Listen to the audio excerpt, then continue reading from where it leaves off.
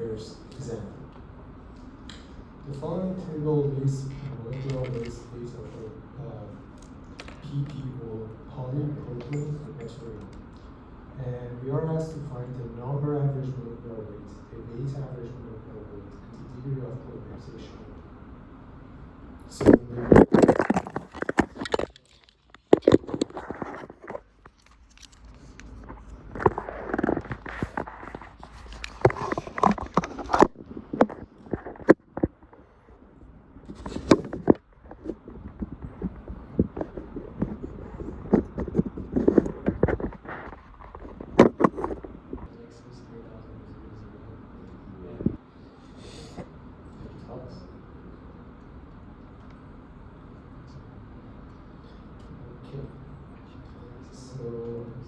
let's work on this one together.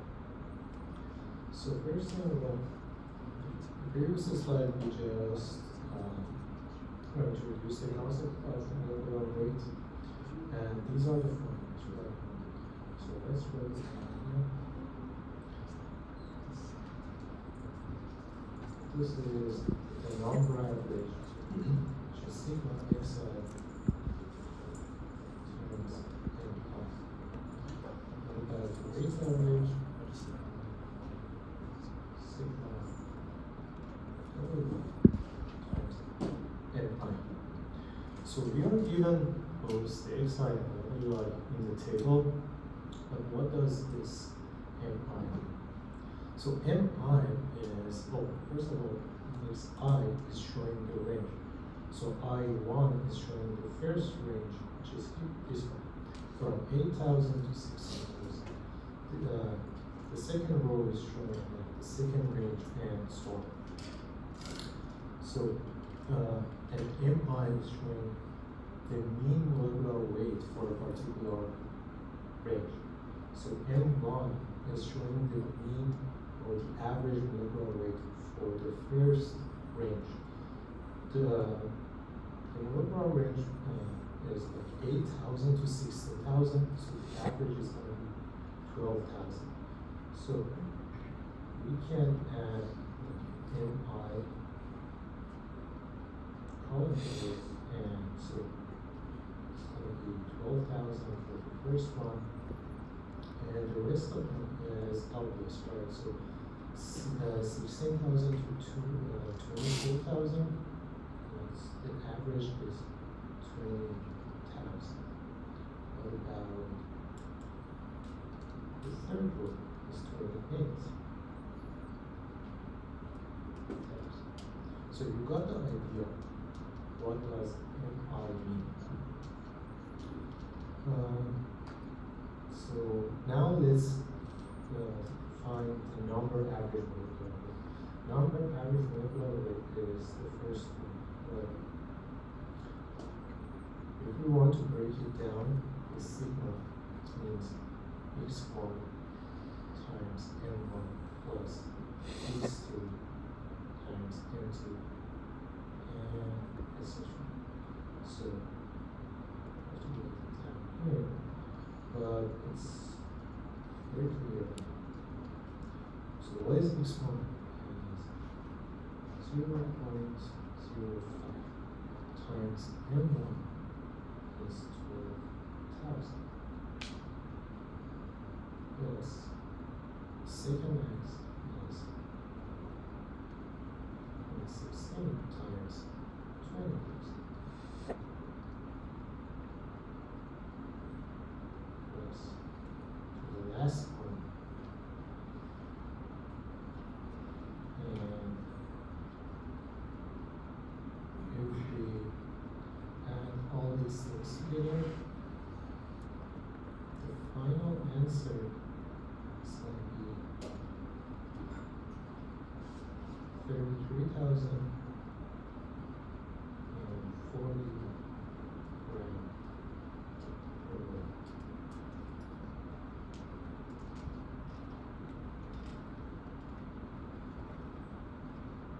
So this is our script.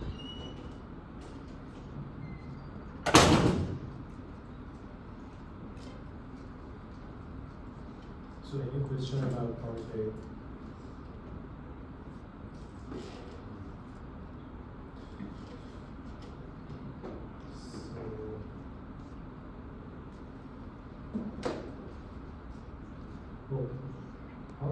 is asking to find weight average, which is very similar, right?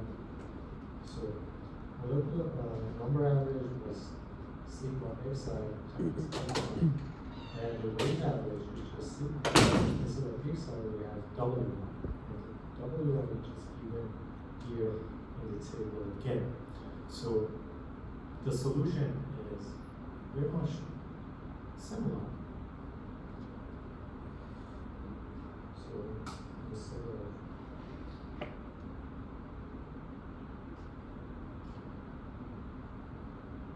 just have to replace w1 instead of xi, right?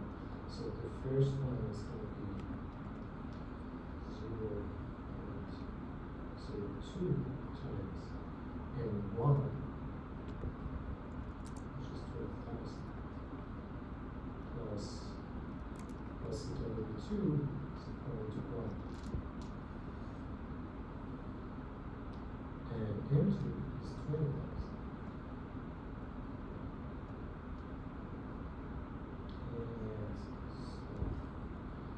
Final answer will be 46,240 grams.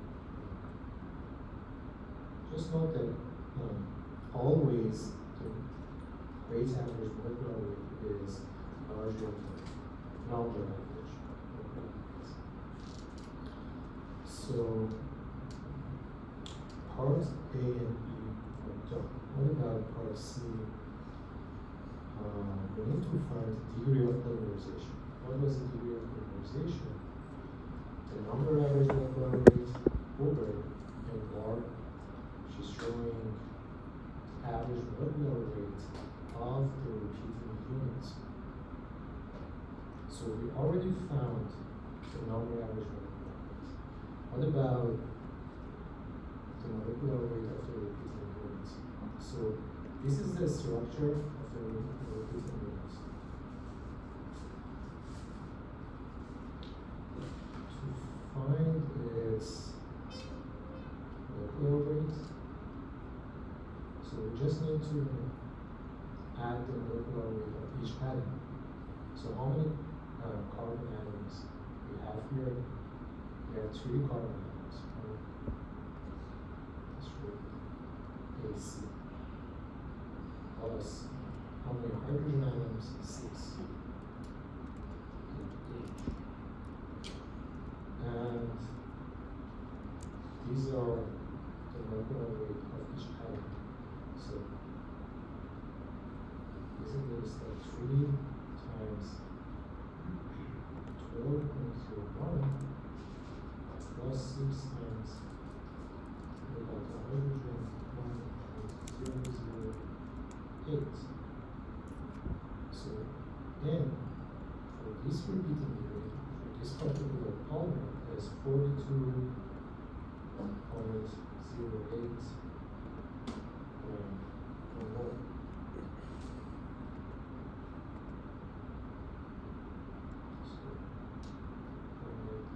See here, degree of polarization is the number average molecular weight over m bar.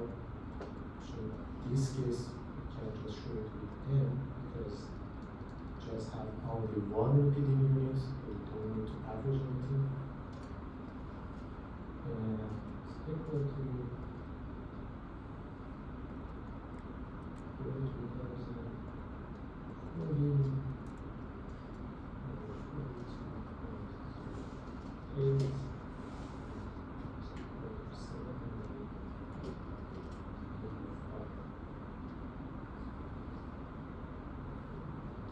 What does this mean, degree of polymerization?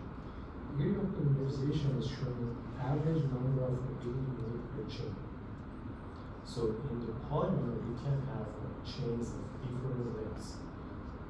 For example, one chain can have 100 repeating units, the other one can have 2,000 repeating units. But on average, in this case, in this example, each chain has 785 repeating units.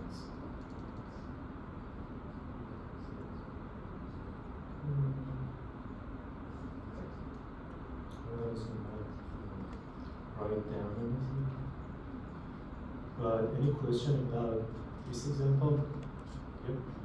So, when you're taking the mass, are you assuming that it's a neutral state where it has, it's not like the atoms,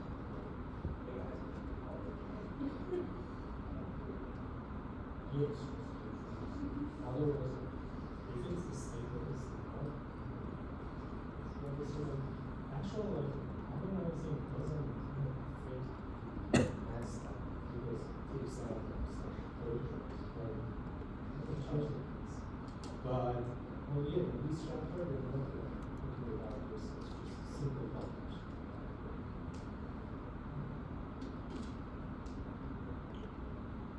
Okay, so the last example of this chapter, the number average molecular weight of the polymer polystyrene using alternating copolymer is that number determining the average number of styrene and butadiene repeat units per molecule.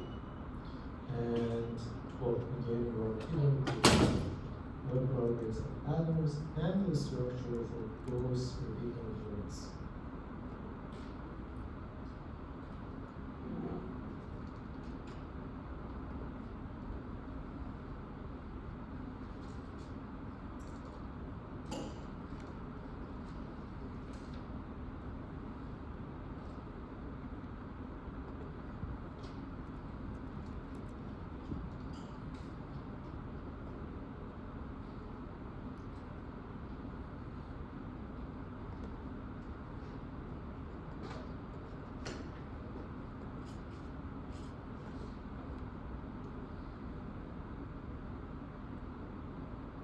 So I just want to mention something. Alternating copolymer is the keter group, and you know what does that mean. So copolymer, it means, well, you can see we have two different repeating units here.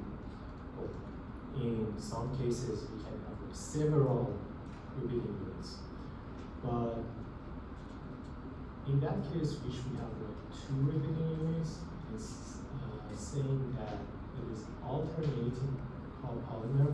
It means we have one styrene again in each chain. We have one styrene unit.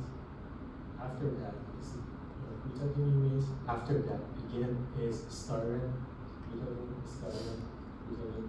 So it's alternating.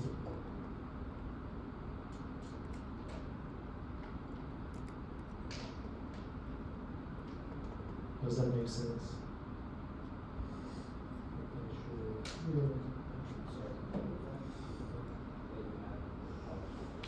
So, why don't we just show it as one set structure rather than having two separate ones because they're two separate molecules? No, that's actually the trick. So you can actually assume, like, you can attach these to the structure and consider it as a one structure, one repeating unit. So is there a hydrogen between the two carbons, or is it just carbon? This carbon is connected to this carbon.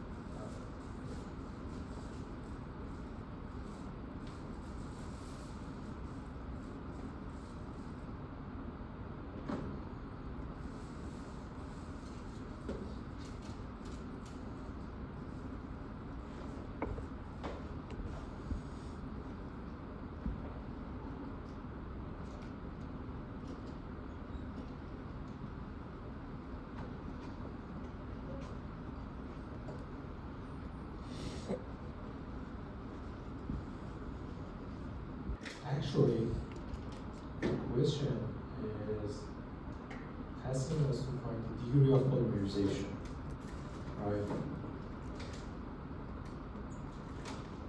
So the terminology is different, but what it's asking for is basically the definition of degree of polymerization. So we need to find the degree of polymerization.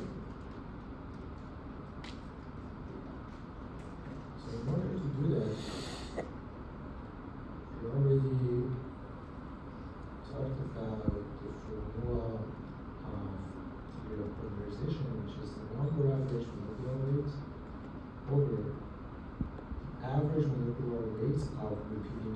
units. And here in this case, since we have more than one repeating unit, we need to show it with n bar. So we already given the number average molecular weights. Just like here. We just need to calculate n bar to find the theory of polarization. Actually, we can do it in like two ways. The first thing, which is like smarter, is to use the point that he mentioned. We can, since they are alternating, we can connect these two repeating units together, and assume we have just one repeating unit like this, and this is our repeating unit. Just forget about this n here. So this is going to be our total repeating unit. So we can find the molecular weight of this repeating unit and put it in the formula. So in this way, I'm going to molecular weight atomic 1. M is like how many carbon atoms we have here? We have 12 carbon atoms in total. How many hydrogen atoms we have? We have 14 hydrogen atoms.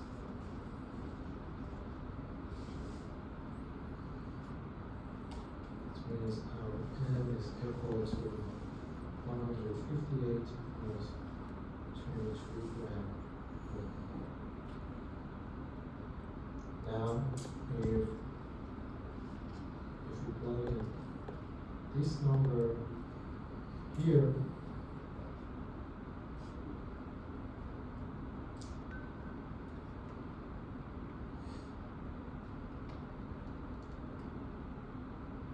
final answer is 8,530 times.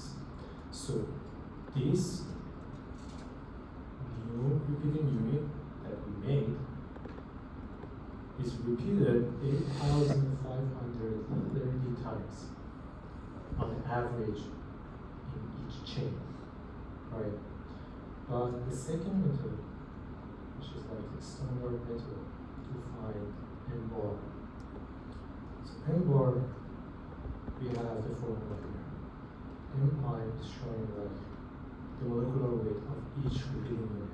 We have two repeating units here, so M1 is the molecular weight of a styrene, and M2 is the molecular weight of butadiene, if I'm saying it right. What about this Fi? Fi is showing the molar fraction.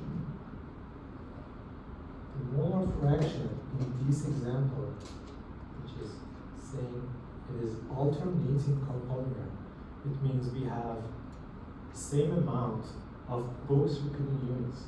So molar fraction is actually like half for each of them.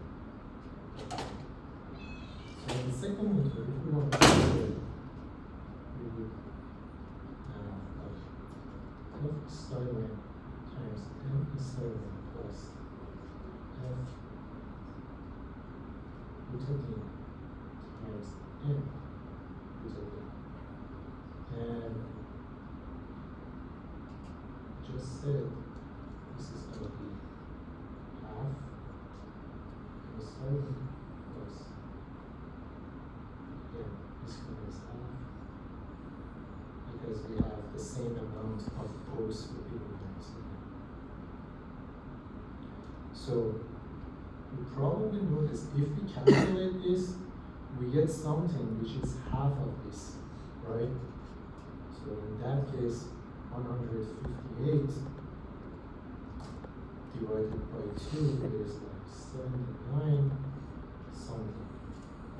11% of gram per mole.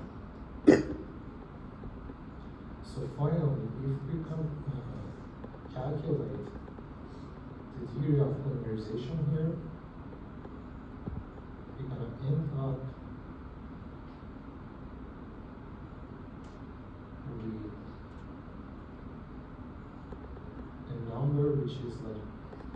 double this amount here. So it's 1700, 1760. So why did this happen? Because here we didn't assume we have like a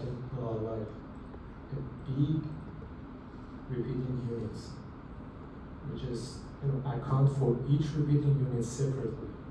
And this number, which is double this amount, is showing on each chain we have 1700 something repeating units. But half of them are stable and half of them are mutable. Does that make sense? So here,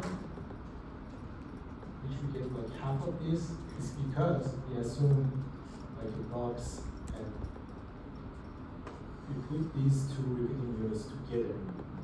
So if we have like this number of these repeating units, it means we have, if we just cut this box in half, the number gets doubled. And that's what is this number showing here.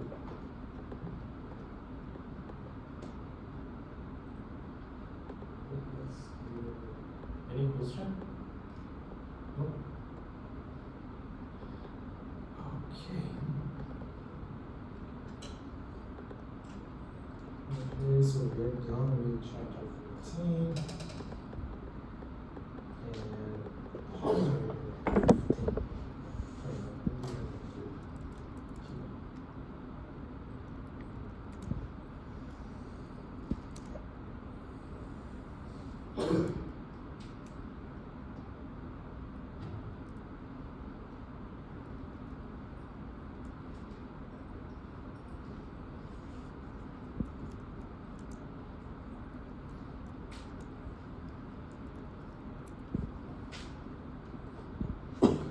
So chapter 15 is still kind of piggybacking off of polymers that May just went over in chapter 14. But in this chapter, they're focusing more on the mechanical properties of those polymers, or basically the stress strain behavior. And so basically in this chapter, they were basically just saying that the mechanical properties of polymers are specified with a lot of the same parameters that are used for metals. Specifically modulus of elasticity, yield, and tensile strength.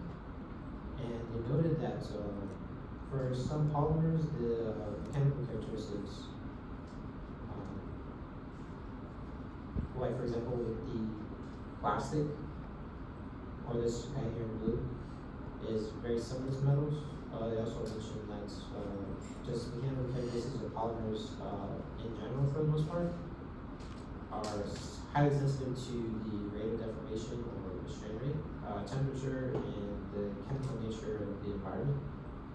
And some modifications to testing techniques and specimen configuration used for metals, like how you saw in chapter 6, are necessary for those polymers, especially for the highly elastic materials like rubbers. So basically in this chapter, they kind of point out 3 different types of, stress strain behaviors and 3 different types of polymers. So this red one here, what they call it, the brittle polymer, that kind of resembles the stress strain curve of a ceramic, actually, which as you apply elastic stress to it, it will start to fracture while deforming elastically, kind of instantaneously. The plastic one is here in blue. It has more of a curve, kind of like a metal. So it'll deform, have initial elastic deformation, and then afterwards you'll have like the typical yielding and a region of plastic deformation, kind of like metals. And then the final one, which is this green one here, which they label elastomer. That one is totally elastic, so that one, I guess you could say, is more reminiscent of just stress strain behavior of polymers in general, or when they call side by side ceramics and metals and whatnot. I feel like that's the one that they typically use to kind of so the elastomer one, the one in green, it's showing the rubber like elasticity to it, with large recoverable strains produced at the low stress levels. And then here on this slide, they kind of just like, well, in your slides for class, they kind of just go into it and into a little more detail and try to show like what this actually looks like in real time as you're applying the tensile test to these different types of polymers, the brittle, the semi-crystalline or plastic polymers, and the elastomers. And so the modulus elasticity, which in terms of polymers, they usually just call it the tensile modulus, the modulus elasticity, or they can just call it just modulus. And the ductility and percent elongation are determined for polymers in the same way as metals, so there's no difference in, I guess, how they determine the values. It's just giving slightly different values because the polymer is not as strong as metal, just due to crystal structure. They didn't go too much into detail in your text over the brittle polymers, but they did go over the plastic polymers a bit. So for the plastic polymers, which you see in this one here in the middle, they noted the yield point is defined as the maximum on the curve, which occurred just beyond the termination of the linear elastic region. And the stress at this maximum is what they're calling the yield strength, and the tensile strength, which is labeled, you may see it labeled as TS, is corresponding to the stress at which fracture occurs, and the tensile stress can be greater than or less than the yield strength. And for these plastic polymers, strength is only taken as the tensile strength of the material. And then over here you have the elastomers. They essentially talk about the need for those. So in this chapter, it's mostly about stress and strain, what you guys have learned already earlier. So there's nothing, I guess, new in this chapter, like new equations or whatnot that you would need. So I guess this chapter is kind of straightforward. So in this question here, which is, I would say, very similar to the one that you have in homework, and I guess to comment on homework a little bit too, I didn't see any other problems really that required like calculation besides this one. So we're gonna go over this one. The other ones, they seem pretty easy. You just read a graph and just pick A, B, C, or D, or it's just a straight up multiple choice and you just read it from the textbook or anything. So number 2 in chapter 15 reads, so they want us to compute the elastic moduli for the following polymers, which are listed below, whose stress strain behaviors can be observed in the tensile test module of, oh yeah, so that thing, I don't really like that thing. So I tried to play with it so that to see if you actually like can pick up values from it, and it wasn't the best. I mean, it gives you a cool animation to show you like how it deforms like as you perform the tensile test, but to me it's not very helpful. So I'm just going to show you guys the math for each of these parts so that you guys can, I guess, approach it correctly at least.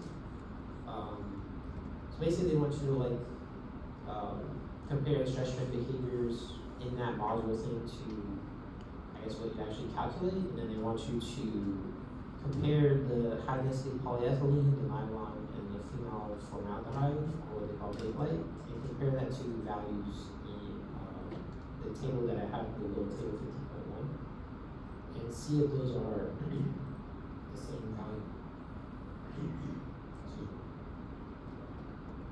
So I tried to kind of throw all this into one slide, but if you could pull up on your end, that would be obviously much helpful for you guys. I'm going to try to make it so you can see everything. And I think I did a good job. So I'm going to pull it up on my end so that we can view it.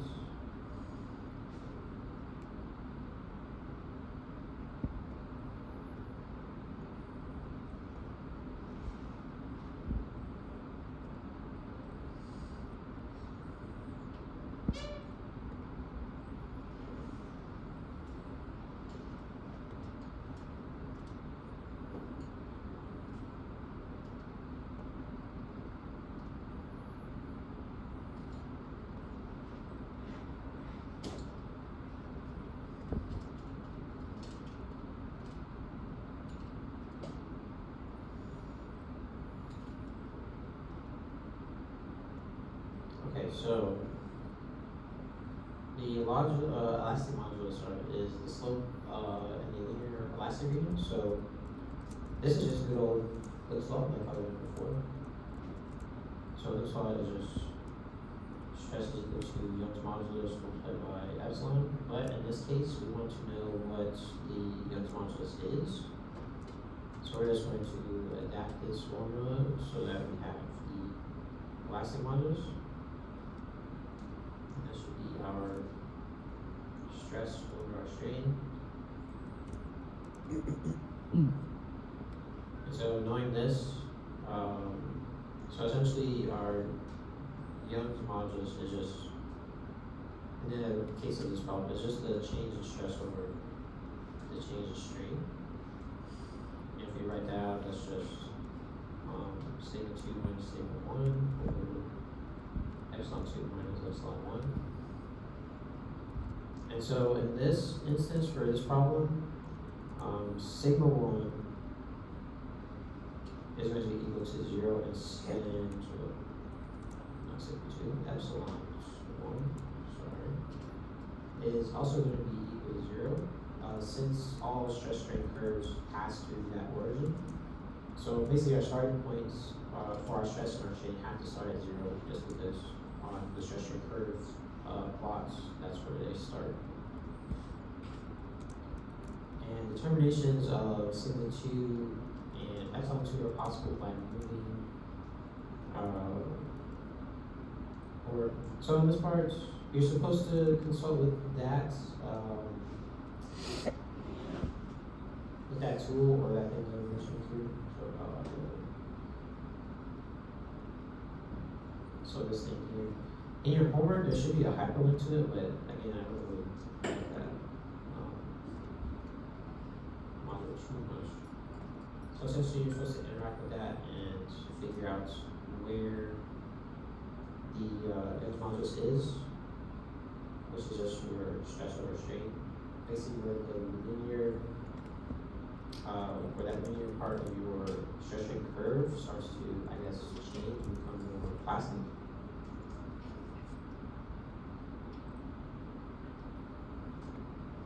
And so after looking at those values and understanding what those values are, or say according to your text, the values that they got for your stress at that second point was about 10.9 megapascals. And the strain at that second point that they got was about 0.0318 minus 0. And this is for part A, actually. I'll make sure I write that.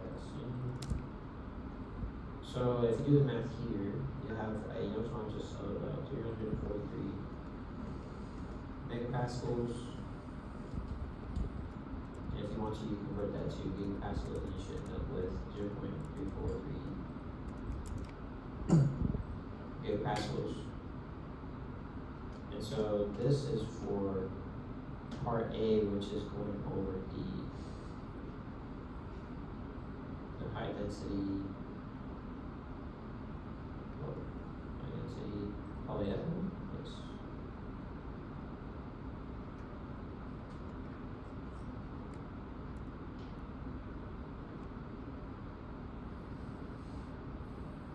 And I guess for fun, we can go ahead and try and find polyethylene on this chart to compare. So polyethylene here. Wait, is there modulus on this? They have tensile modulus, but not Young's modulus. So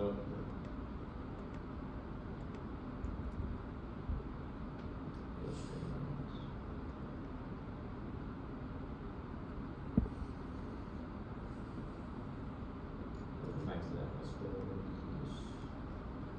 I'm not sure actually what values they want you to compare that to. So part A should end up with about 343 megapascals. So for part B, we're essentially going to do the same thing again. We have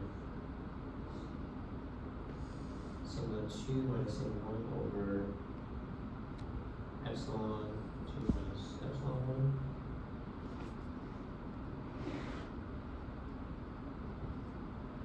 1. And as you're messing with it and consulting with that module thing that they want you to play with, you should end up with a stress for sigma 2 of 53.3 megapascals, and you should have a strain which is about 0.0204 minus 0. And if you calculate that, you should have a Young's modulus of 2,610 megapascals. Or if you want that in gigapascals, that's just 2.61 gigapascals.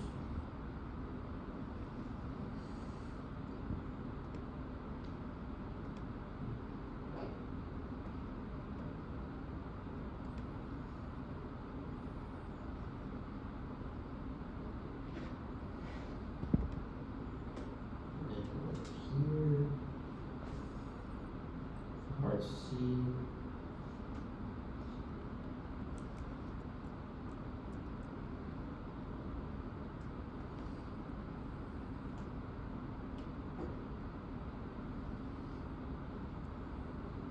Okay. So for part C, for that polymer, your sigma 2, that stress should be about 40.8 megapascals minus 0. That's going to be divided by a strain for epsilon 2 to the 0.0085. If you calculate that, you should end up with 4,800 megapascals, or if you want it in gigapascals, you'll have 4.8 gigapascals. And one sec, I want to see what they're talking about as far as the comparison.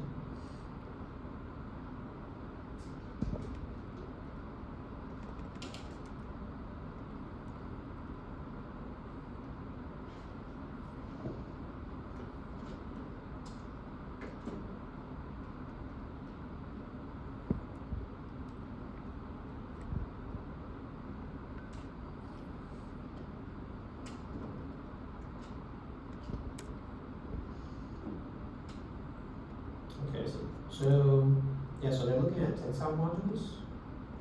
So I'll circle this one.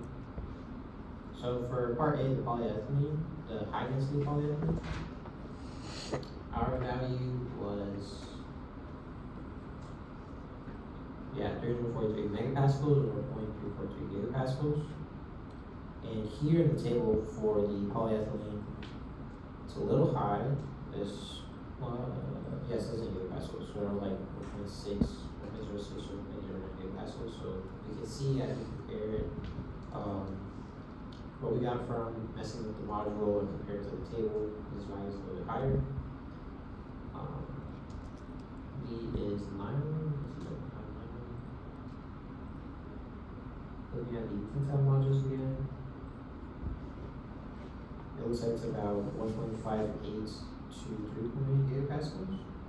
And comparing, that's not a bad comparison. It's our value that we computed from looking at that software or whatever. Kind of sits in the middle of those two values. And then the phenylformaldehyde or the bakelite, that should be here. Yeah, so this one here. So it looks like there's a tensile modulus of 2.76 and 4.83. Our value that we got was 4.8. So a little on the higher side, but we still have that same value, more or less. And so that's pretty much how to answer that one for you guys' homework. So essentially, you play with the software, whatever that they're referring to in the question. There should be a hyperlink to it. And as you adjust the slider or whatever, you just need to adjust the slider to the yoke modulus, so basically to the point where the linearness of that graph starts to kind of change a little bit or bend. Because you want the Young's modulus, and then based on where you put that slider, you'll use the stress and the strain values given and plug those in. You should end up with those values up there or something similar. I'm not sure if it changes if you guys have like different questions and YU plus. So be careful. These might not be the same polymers in your homework. They might change it upon you and just use some other polymer that's in that same table that we were just working with. Then yeah, and then I guess the comparison part is just for fun later, but you want to make sure you get the right answer. So, any questions on this one? Not too bad because we've seen stress constraint stuff before.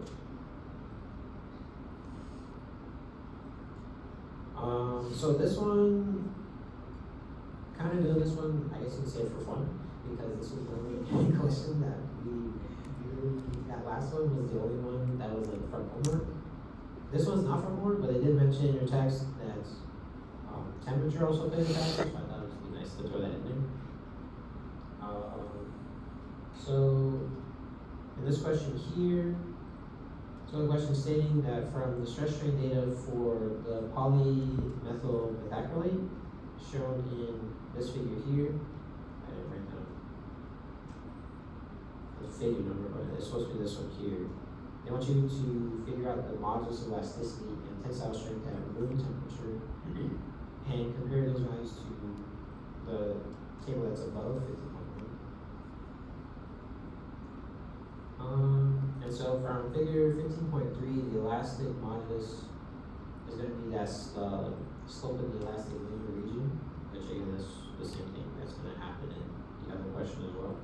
You want to look at that elastic linear region when you guys are trying to figure out your moduluses for those sigma 2s and epsilon 2s. So they're looking at this guy here. It's basically this one. And so from what they got from your book, the Young's modulus of this one is just, again, that's just your change in stress or the change in strain. So they found that value to be 30 megapascals. And of course this is minus 0 because the stress strain curve starts at 0. And for the strain, I believe your book is saying this is supposed to be 9 times 10 to the negative 3 minus 0. And if you do that math, you end up with like 3.3 gigapascals. And so if we compare the polymethyl methacrylate with this guy here, the value that we got, it falls within, yeah, so it falls on the higher side, but still within that range. So the plotted value is going to be a little higher than what we're seeing in the table. And they mentioned the tensile strength that corresponds to the stress at which the curve ends, which is 52 megapascals for that polymer. And that value is the range of what's found in the table. So they mentioned the tensile strength. Yeah, which is between 48.3 and 72.4 megapascals. So yeah, this problem, don't worry about this one too much. Just worry about this guy here. So any questions on either of those? That second one that we just did and also this first one? Not too bad. I don't know how it's going to be for you guys playing with that little slider thing. Or when I went into that module, you couldn't even like play with the slider. It kind of just gave you the little plot, and when you try to like interact with the different points, it didn't want to let you interact with the plot. It's yes. So yeah, I don't like that question because they want you to play with software that is not the best, but in that case, if there's no questions on this one, we're gonna go ahead and move on to the next chapter, which is chapter 17 stuff. I'm gonna pass it off to Eddie.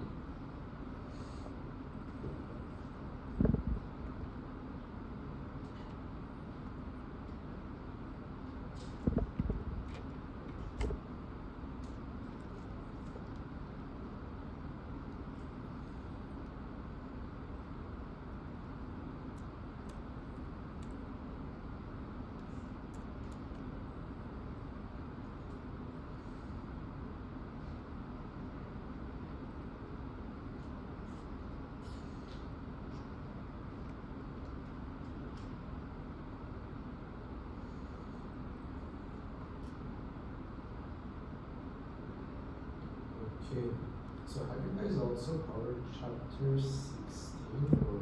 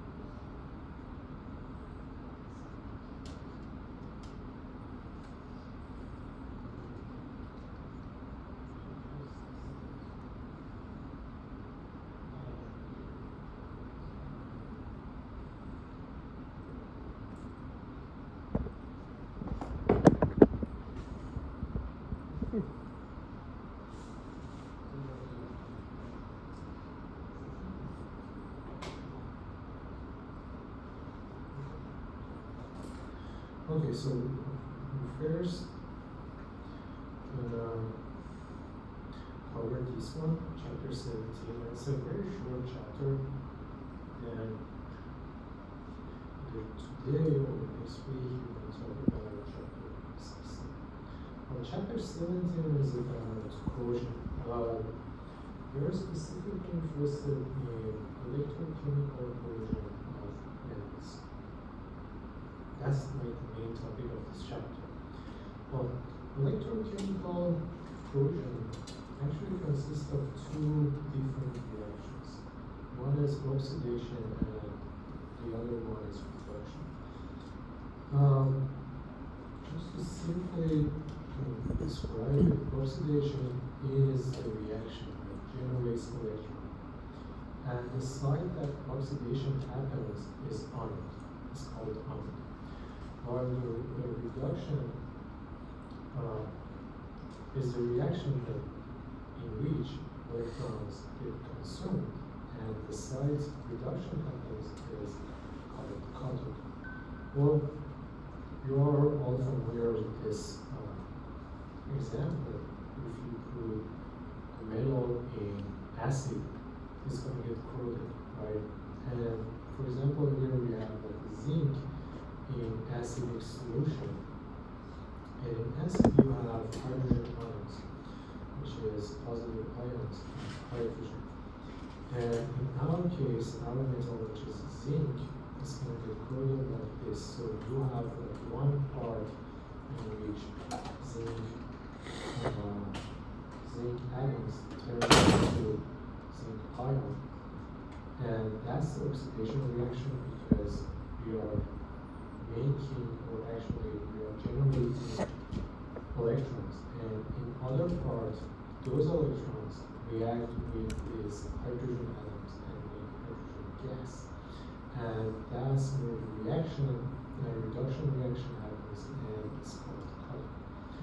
Well, same happens if you have like two different metals. If you have two different metals in electrolytes, and I'm going to talk about those electrolytes in addition as well, but one of them becomes anode and the other one becomes is carbon. So which means one of them goes through oxidation, the other one goes through reduction. So and also it depends on the metal tendency to give electron or absorb electron. So to quantify that, there's a test. Actually,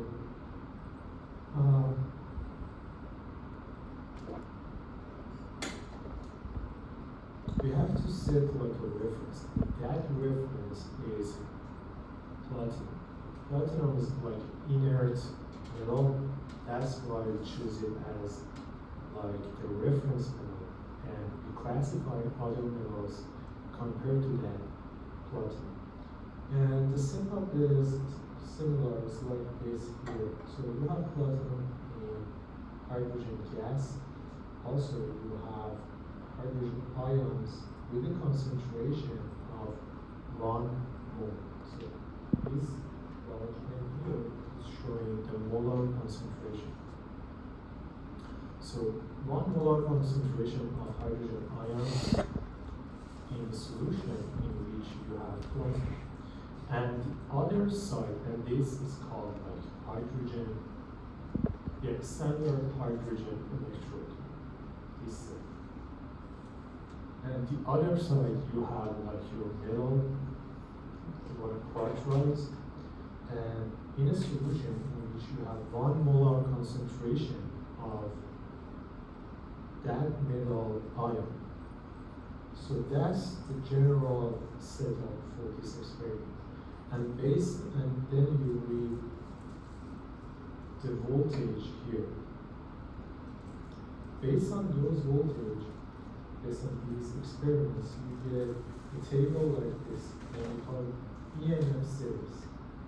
This is a table we call it EMF series, and you can see different metals are classified based on this voltage here.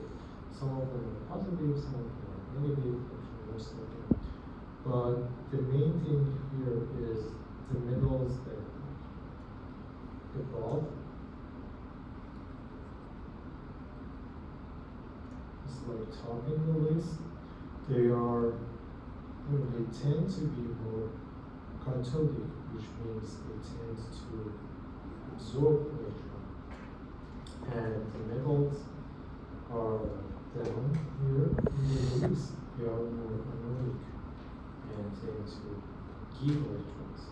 So for example, in this example here, you have nickel and CD is cadmium. So here is nickel,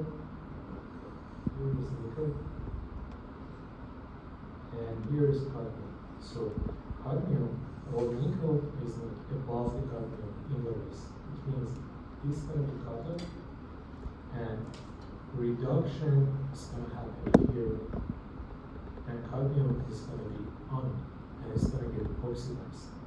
It means the cadmium is going to produce electrons. So cadmium turns into ions plus electrons. You get 2 electrons out of it because it's like plus 2 ions. One of those electrons here, we get another reaction like this.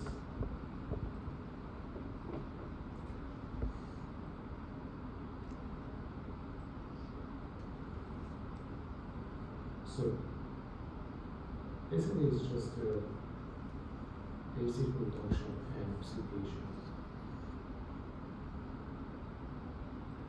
reaction.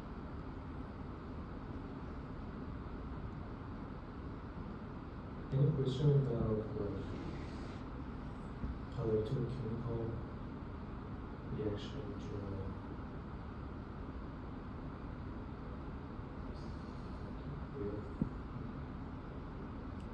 Well, we're not going to just go into a lot of detail about these reactions, just a basic idea. So, the thing is, we are interested to calculate the voltage when we have like different cells of different nodes. We just saw this example. So what would be that voltage between these two nodes? We just see electrons go over this path here because cadmium is going to generate electrons and nickel is going to consume the electrons. So we have like transfer of electrons in this way. So there's going to be some voltage here, but what is that voltage? That's where that EMF series is useful.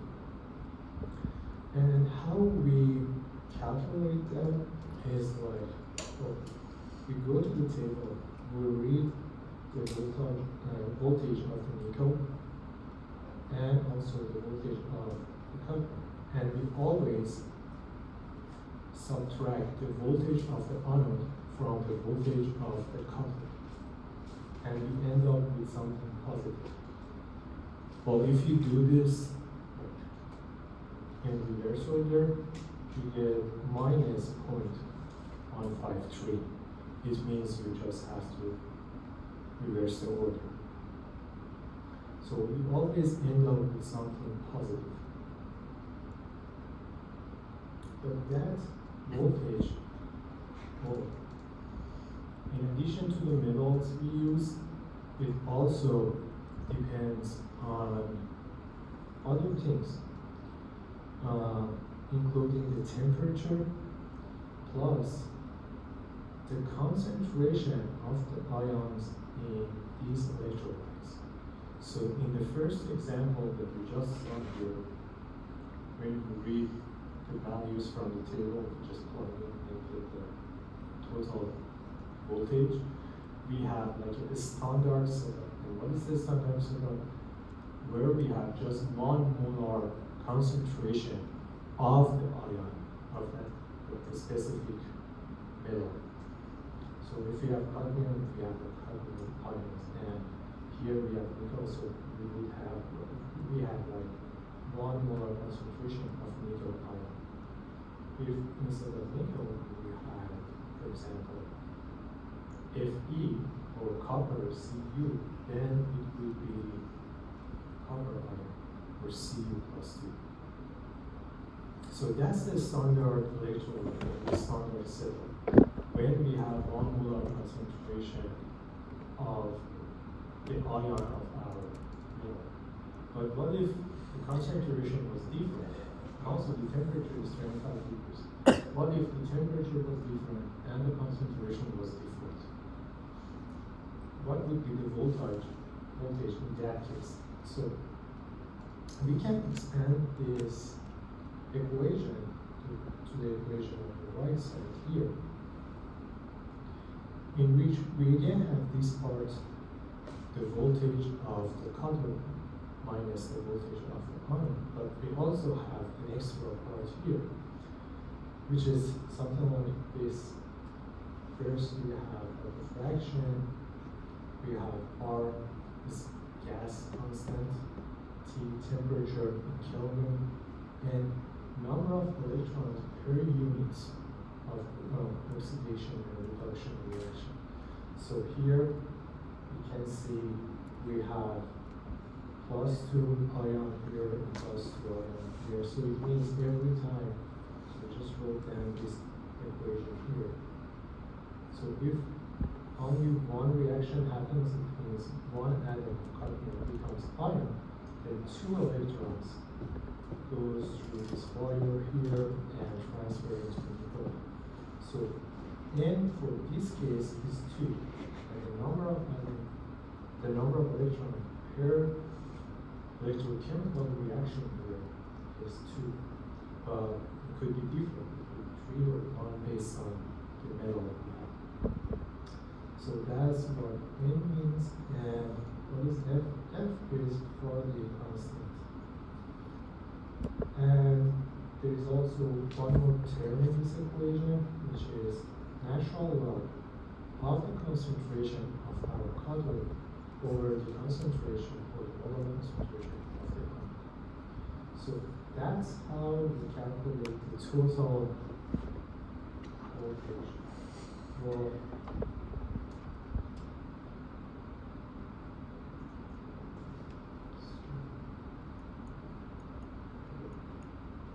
and this is like the general form of this equation. I just called Nernst equation, if I'm right.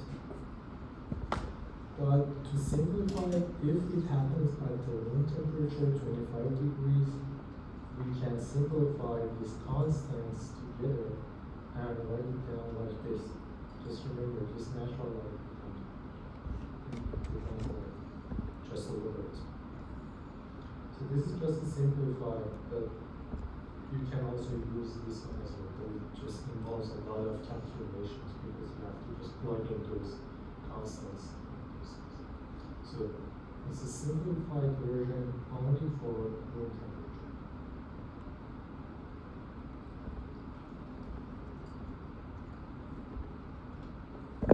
Okay. Expanding on that concept, there is another thing which is more popular, probably familiar with in this area, is the galvanic source. Galvanic source is something like similar concept, but it's showing or the ranking of the activity of metals in CO2. So based on that, again, the metals that are top in the list tend to be more cathodic, and the metals are down in the list tend to be more anodic. So let's see one example. An electrochemical cell is constructed such that on one side the pure nickel electrode is in contact with a solution containing nickel ion, and the concentration of that. The other cell consists of a pure iron electrode that is immersed in Fe2 plus ion, having a concentration of 0.9 molar. At what temperature will the potential between the two electrodes be 0.14 volts?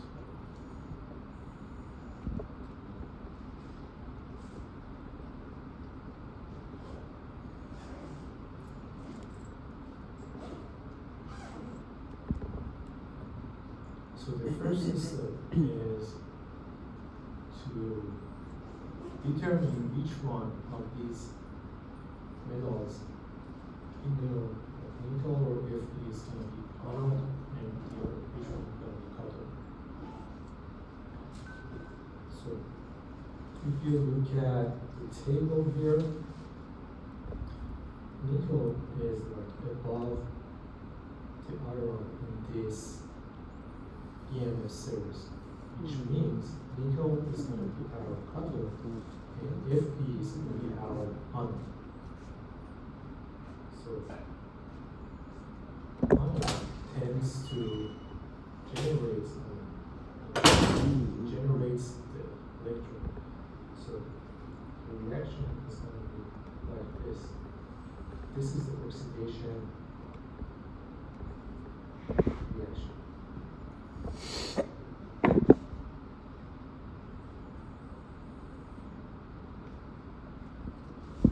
What about a reduction reaction?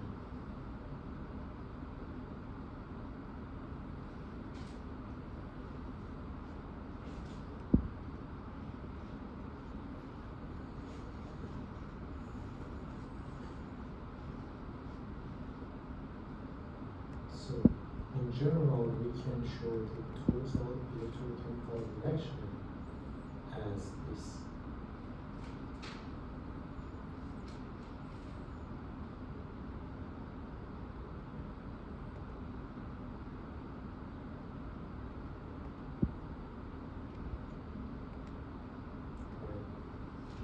You just like add these two reactions together and simplify electrons on both sides.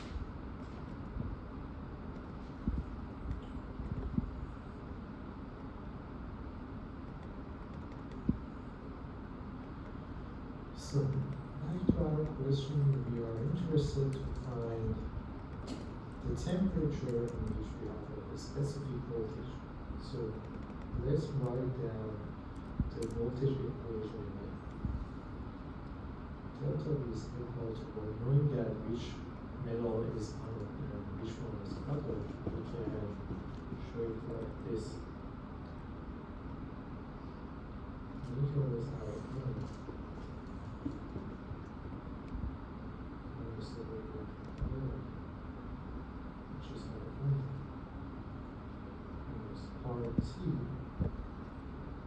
or NF times marginal R. That's how we show concentration.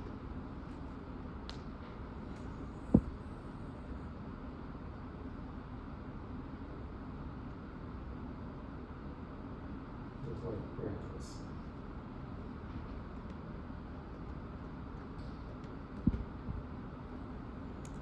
That's right. Well, so before moving forward, what's in here in this reaction? You know, the N is number of electrons per electrochemical reaction get transferred from cathode to anode. Just look at these reactions over up here.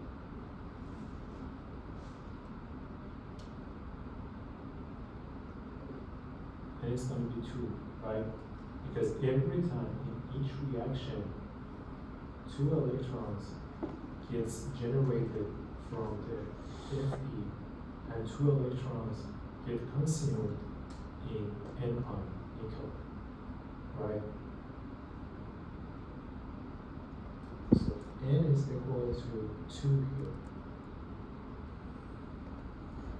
There's a similar to example we saw here, because these metals have like similar valence electron. Okay, so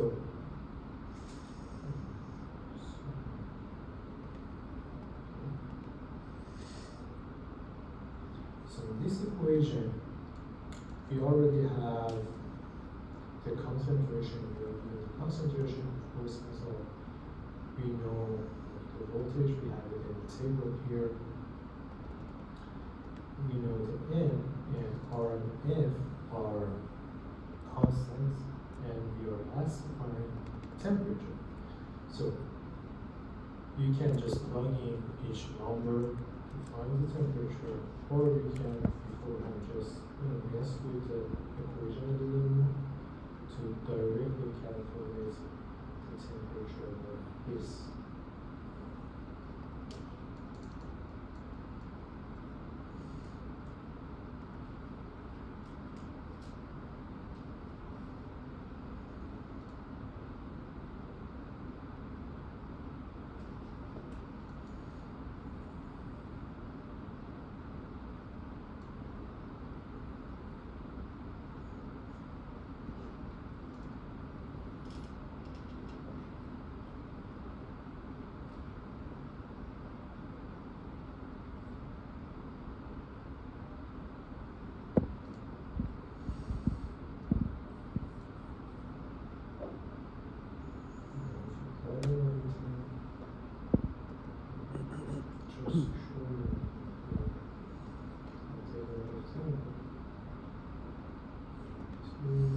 Which is our N, and we have F constant.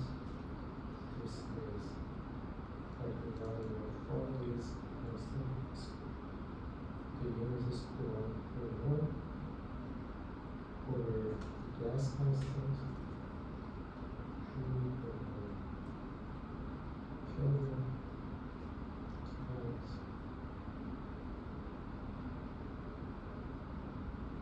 the voltage.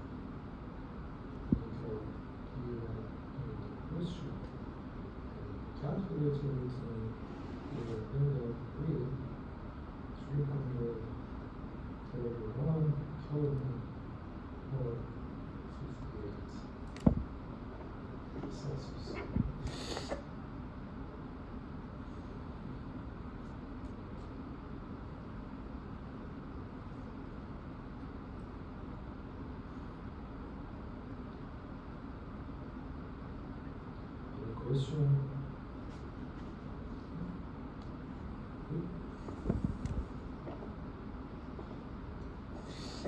Okay. So, the last concept of this chapter,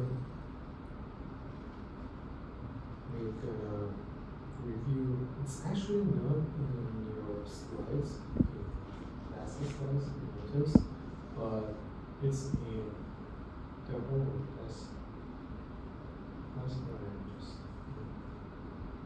showing you this slide. Well, cell half cell potential, which is just potential, it's the same concept. EMF series.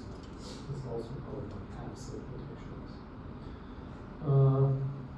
It's about like equilibrium system, but in the real life examples, in real life condition, you don't have equilibrium conditions.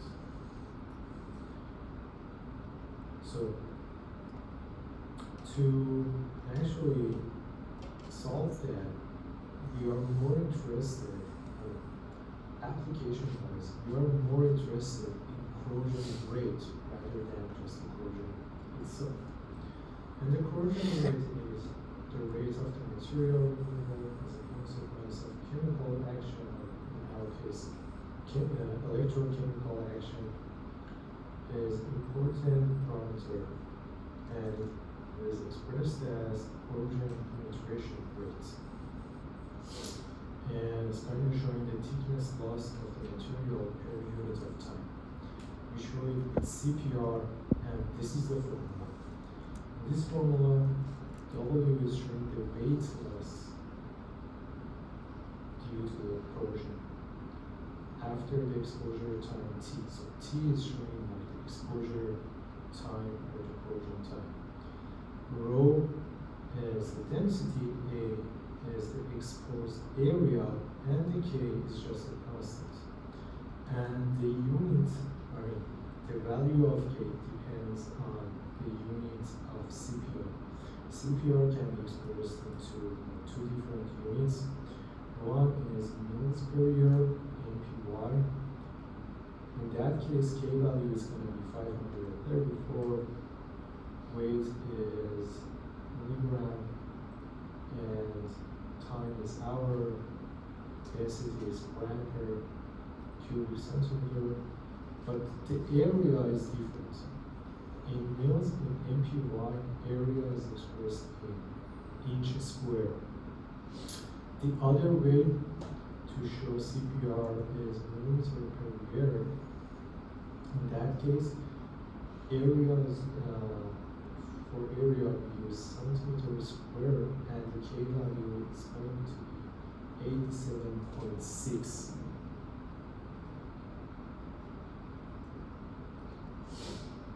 Given that, let's just look at the last example.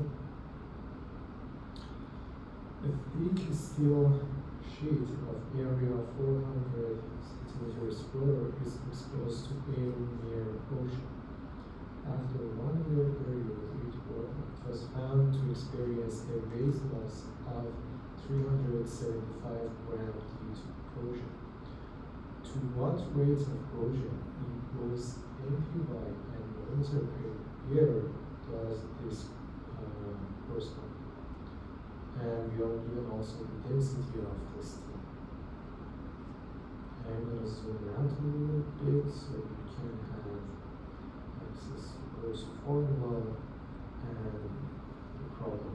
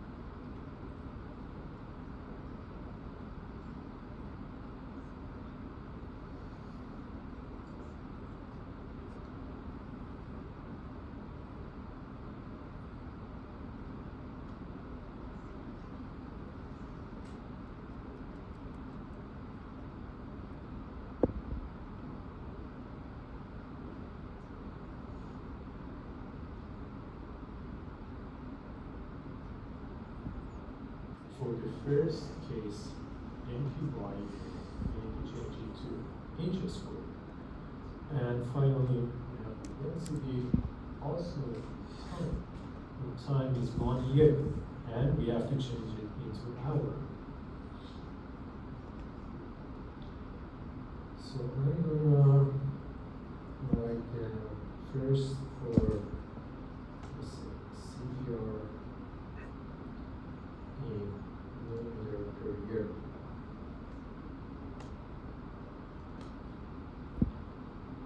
That was the formula. KW rho A and T. So K in that case is 87.6. 87.6 millimeter per year. What about W is 400 grams, but we need to change it to milligram. That's why we times it by 1,000. What about the density? Density is the correct form, so we just plug it in, 7.9 gram per centimeter cube. The area is, oh, sorry, this one. That was the area. The weight is 375 grams. And we convert it to milligram. Area is 400 centimeters square, which is the correct unit for this case. And finally, the time. Time is 1 year, but we need to convert it into hour. So first we times 365 days per year, then 24 hours per day.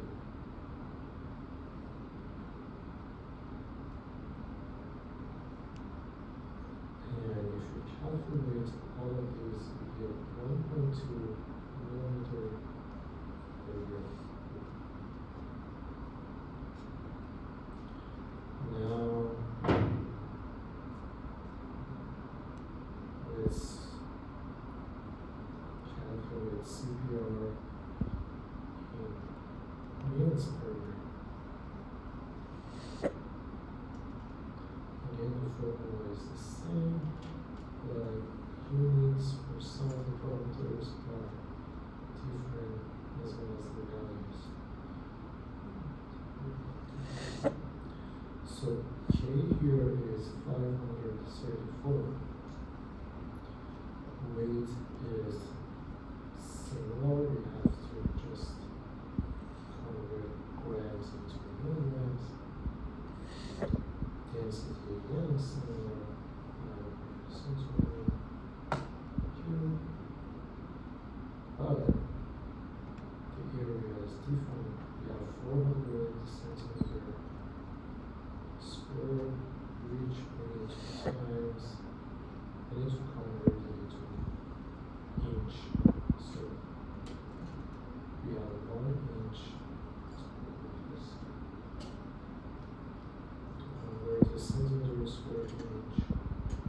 This is the convert fraction. 1 inch is equal to 2.54 centimeter. But this is centimeter square. So we have to square this. And again, here is similar. I mean, the time is similar. We have to convert the year into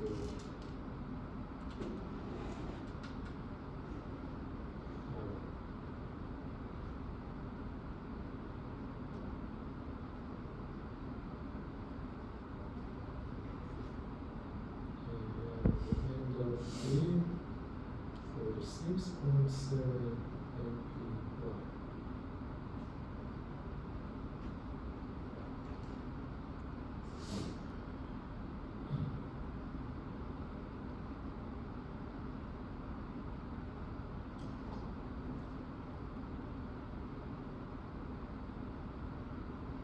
So just be careful with K and area rules.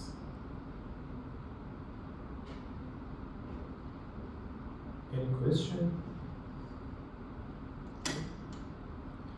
Okay, then we're done for today.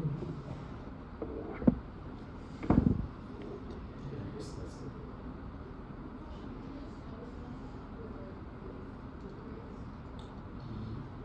I don't know like there is grades, but the attendance for the quiz is going to be uploaded in Canvas.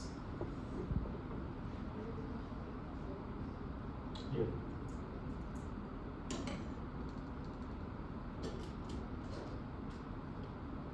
Hey guys, have a great day.